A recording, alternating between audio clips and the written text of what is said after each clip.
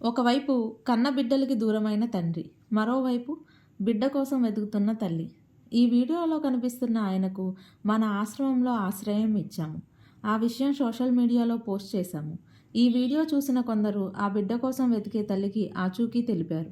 అనారోగ్యంతో ఉన్నా కూడా నెల్లూరు నుండి విజయవాడ చేరుకున్నారు. కన్న ప్రేమతో విజయవాడ వచ్చి ఆయన్ను తీసుకొని వెళ్లారు.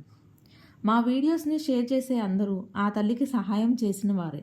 మా వీడియోస్ని షేర్ చేసిన అందరికీ helping hands Venkat charitable trust నుండి ప్రత్యేక ధన్యవాదములు.